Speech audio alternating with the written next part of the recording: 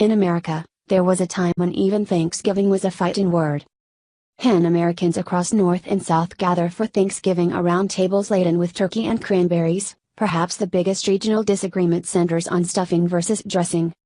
It was not always so. In the run-up to the Civil War, there was strong resistance in the South toward Thanksgiving itself.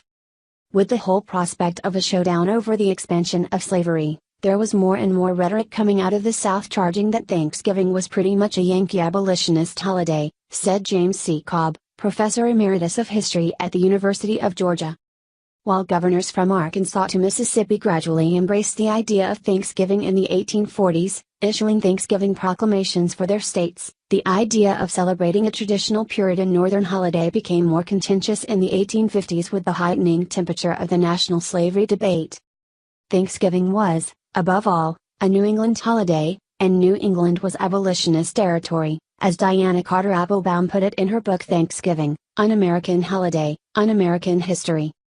Those who urged their fellow Americans to celebrate Thanksgiving as a national ritual were Northern evangelical Protestants who were strongly linked to the abolitionist movement. As anti-slavery sentiments welled in the 1840s, many Northern ministers took the opportunity of Thanksgiving to rail against the moral wrongs of slavery. Southerners, in turn, pushed back against the idea of Thanksgiving. Resistance to the holiday was particularly strong in Virginia, where local leaders viewed their state, not New England, as the cradle of the new American nation. In 1853, Virginia Governor Joseph Johnson refused to declare a day of Thanksgiving, defending Thomas Jefferson's ideal of the importance of separation of church and state. A few years later, his successor, Governor Henry A. Wise, a slave owner, described Thanksgiving as a theatrical national claptrap that has aided other causes in setting thousands of pulpits to preaching Christian politics instead of humbly letting the carnal kingdom alone and preaching singly Christ crucified. By other causes, Hale was referring to abolitionism. Resistance to Thanksgiving went beyond the slavery issue, stoking states' rivalries in the young American nation. In this sense, it was part of a bigger 1850s push by Southern leaders to discourage Southerners from sending their kids north to Ivy League universities, subscribing to Northern publications or hiring Yankee tutors for their children. Thanksgiving became part of that checklist of Northern ideas we could do without, Cobb said. Southerners would rethink the implications of Thanksgiving, simply because they were already more attuned to the idea that the South was dependent on the Northeast for manufactured goods and intellectual guidance. There were also differences of opinions about religious observance. To the extent that Thanksgiving had been celebrated across the South, it was mostly as a religious holiday, with Southerners closing businesses and attending church to hear ministers' sermons rather than partaking in feasts. Southern newspapers complained that Thanksgiving was an attempt to unseat the traditional religious holiday of Christmas. In November 1853, the Richmond Daily Dispatch insisted that the grand festival of the South is Christmas, and we hope it will never be thrown into the shade by any festival of modern invention. Complaining that an astonishing quantity of execrable liquor will be guzzled, the Evening Star in Washington, D.C., said that for thousands of residents Thanksgiving was little more than an occasion for indulgence and dissipation at the cost of character, health and slenderly provided purses.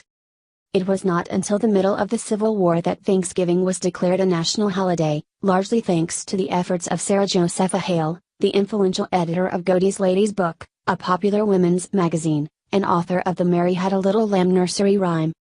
In September 1863, Hale wrote directly to President Lincoln, as she had written to presidents before, asking him to issue a proclamation that the last Thursday in November be a day of national Thanksgiving.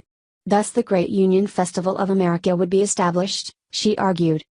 A few days later, on October 3, 1863, Lincoln issued a proclamation in celebration of a year filled with the blessings of fruitful fields and healthful skies to establish the first national day of Thanksgiving. Lincoln urged his fellow Americans to take the opportunity to commend to his tender care all those who have become widows, orphans, mourners or sufferers in the lamentable civil strife in which we are unavoidably engaged and to fervently implore the interposition of the Almighty Hand to heal the wounds of the nation and to restore it as soon as may be consistent with the divine purposes to the full enjoyment of peace, harmony, tranquility and union. Even after the Civil War came to an end, few Southerners celebrated Thanksgiving.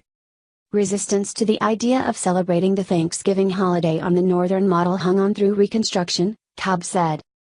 It was not until after federal troops left southern states at the end of the Reconstruction era that southern leaders began to embrace Thanksgiving as they sought to attract outside business investment and reinsert the South into national commercial life.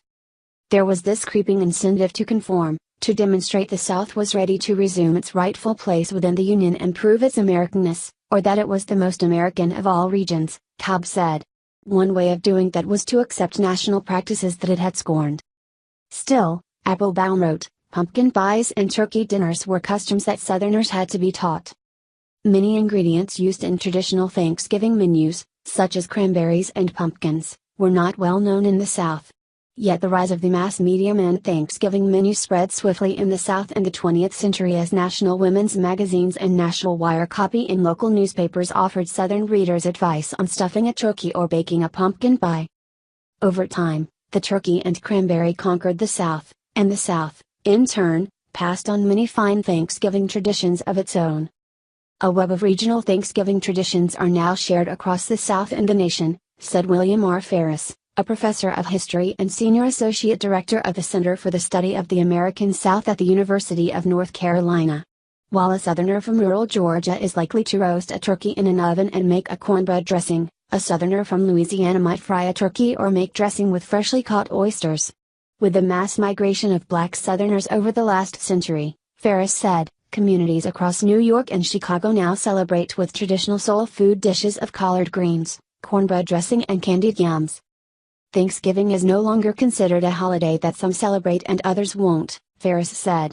With a focus on the food, the gathering of the family and friends, and the sharing of memory over the table, it's embraced by everyone as an American experience.